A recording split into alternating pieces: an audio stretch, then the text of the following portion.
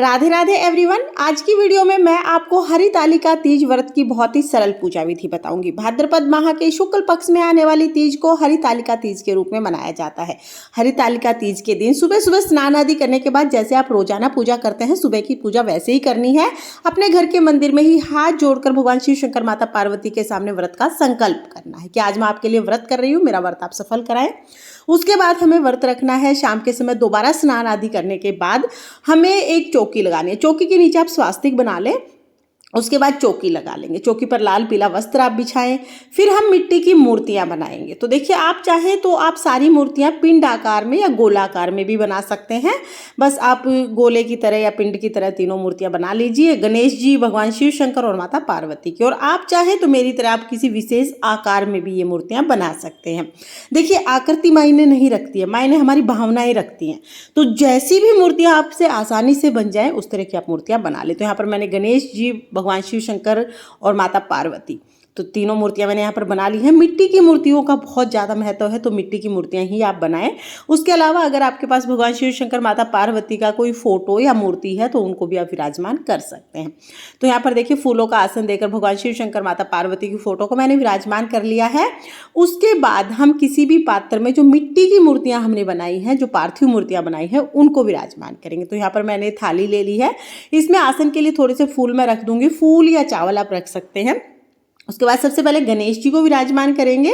फिर हम यहाँ पर भगवान शिव शंकर को यानी शिवलिंग को विराजमान कर देंगे और फिर माता पार्वती को हम विराजमान करेंगे। हरितालिका तीज व्रत में कलश की स्थापना करना अनिवार्य होता है, तो थोड़ी सी चावल की ढेरी आप लगा लें। आप चाहे तो अष्टदल कमल भी आप बना सकते हैं। इसके ऊपर हमें कलश की स्थापना करनी है। एक हम कलश ले लेंगे, तांबे का, पीतल का या मिट्टी का कलश ले लीजिए। उसे कंठ तक जल से भर लेंगे। उसमें थोड़ी हल्दी, सिक्का, सुपारी, थोड़े फूल और चावल, पांचों चीजें हम डालकर जो चावल की ढेरी लगाई है उसके ऊपर रखेंगे। उस पर पंच पल्लव हम लगा लेंगे, यानी आम के पत्ते हम इस पर लगाएंगे। किसी भी पात्र में चावल भर के हम रखेंगे और उसके ऊपर हमें नारियल रखना। आप चाहे तो इसके ऊपर दीपक भी रख सकते हैं। आप दीप कलश की स्थापना भी कर सकते हैं, नॉर्मल कलश की भी स्थापना कर सकते हैं। अगर आपने नारियल पर दीपक स्थापित किया है तो फिर श्रीफल हम फल के रूप में समर्पित कर देंगे। इसके बाद जल के छींटे लगाकर शुद्धिकरण कर लेंगे।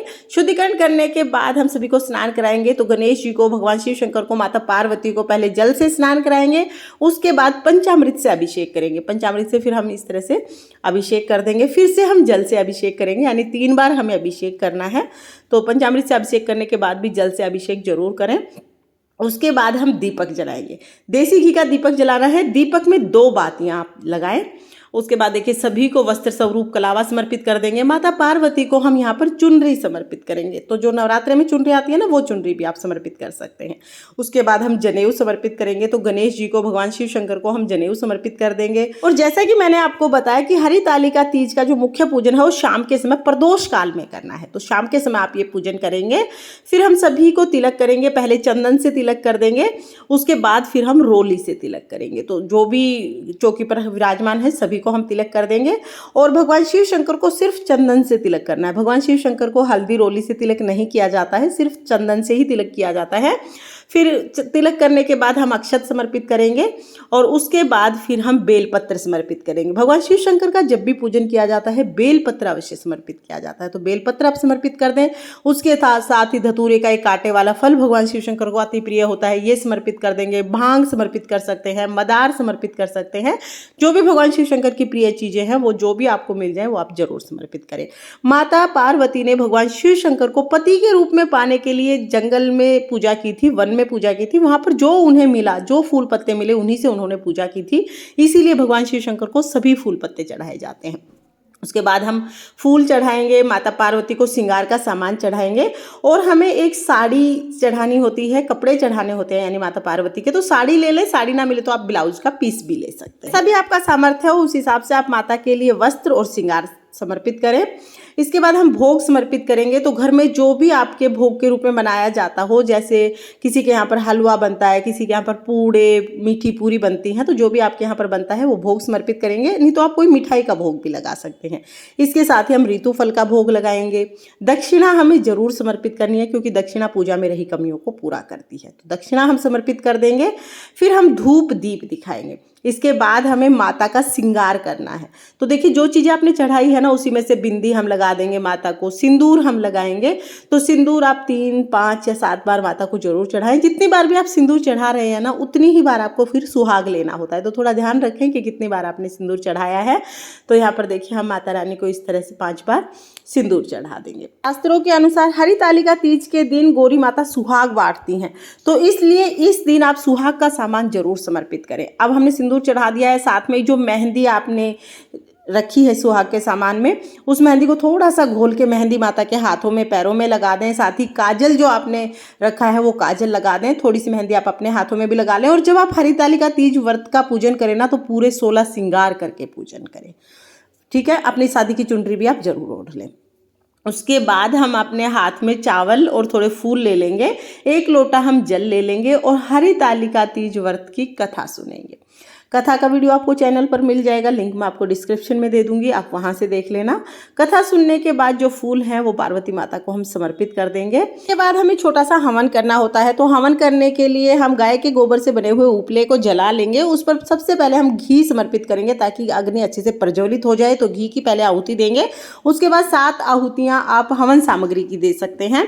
तो ओम नमः शिवाय या और ओम गौरी शंकराय नमः का जाप करते हुए आप 7 आहुतियां दे दीजिए। और हवन सामग्री की आहुति देना ऑप्शनल है, आप चाहें तो दे सकते हैं। अगर आपके पास हवन सामग्री नहीं है तो आप इस पार्ट को स्किप कर सकते हैं।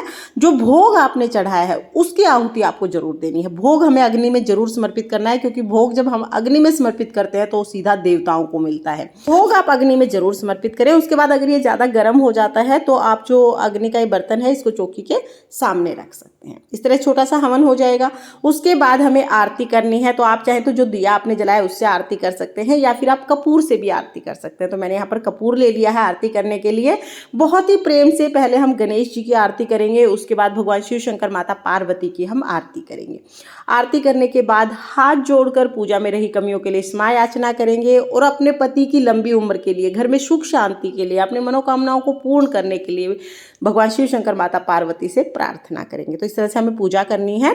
पूजा करने के बाद हम अपने हाथ में थोड़ा सा जल लेंगे और जो हमने हवन किया है, जो आरती की है, यानी पूरी चौकी के ऊपर से हम 2 बार इस तरह से इस जल को वार देंगे। इस तरह से हम अग्नि को शांत कर देंगे। इस तरह से हमारा पूजा पूर्ण हो जाएगा। पूजा के बाद हमें सुहाग लेना है। तो देखिए आपने पल्लू से माता का जो हमने सिंदूर चढ़ाया था ना, थोड़ा सा सिंदूर हम टच करेंगे और अपने माथे पर इसको लगा लेंगे, अपनी मांग में लगाएंगे।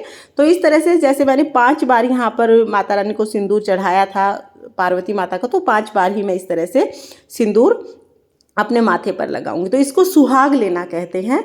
पार्वती माता से इस तरह से सुहाग लिया जाता है। उसके बाद हाथ जोड़कर अपने पति की लंबी उम्र के लिए हम कामना करेंगे। इस तरह से हरितालिका तीज व्रत का पूजन किया जाता है। पूजा के बाद 1 लोटा जल जो हमने लिया है ये हम सूर्य देवता को अर्घ दे देंगे। अगर आपने ज़्यादा लेट पूजा की है तो आप चंद्रमा को अर्घ दे सकते हैं। और जो भी भोग प्रसाद है वो घर में सभी सदस्यों को हम प्रसाद के रूप में बांट देंगे। और जो ये हमने चौकी लगाई है ये अगले दिन हमें उठानी है। चौकी इसी तरह से पूरी रात लगी रहेगी। हो सके तो ये दिया आप पूरी रात जलाएं। अगर आप पूरी रात अखंड दिया जलाते हैं तो रात्रि जागरण के समान हमें फल प्राप्त होता है। जैसा कि मैंने आपको बताया कि चौकी पूरी रात यहीं पर रहेगी। अगले दिन हमें चौकी उठानी है और व्रत का पारण भी हमें अगले दिन करना है। देखिए हरितालिका जो व्रत होता है ये बहुत ही कठिन व्रत होता है। पूरे 24 घंटे निर्जल व्रत किया जाता है। तो अगर आप समर्थ हैं तो निर्जल व्रत करें, निर्जल व्रत का संकल्प ले लें। लेकिन अगर आप बीमार हैं या आप प्रेग्नेंट हैं तो फिर आप निर्जल व्रत ना करें। फिर आप दिन में फल फ्रूट या जूस वगैरह ले सकते हैं। तो अपने स्वास्थ्य को ध्यान में रखते हुए हमें व्रत का संकल्प करना है। तो इस तरह से हम हरितालिका व्रत करते हैं। व्रत के पूजन की ये सरल विधि आपको कैसी लगी मुझे कमेंट करके जरूर बताना। और अगर ये वीडियो आपको पसंद आई हो, वीडियो अगर आपके लिए थोड़ी बहुत भी यूजफुल हो तो प्लीज़ वीडियो को लाइक कर देना। और हम महिलाएं घर में तीज त्योहार कैसे करते हैं ये देखने के लिए मेरे चैनल को सब्सक्राइब कर लेना। हरितालिका तीज से संबंधित सभी वीडियोज आपको चैनल पर मिल जाएंगी। सभी का लिंक मैं आपको डिस्क्रिप्शन में दे दूंगी। ओम नमः शिवाय। राधे राधे।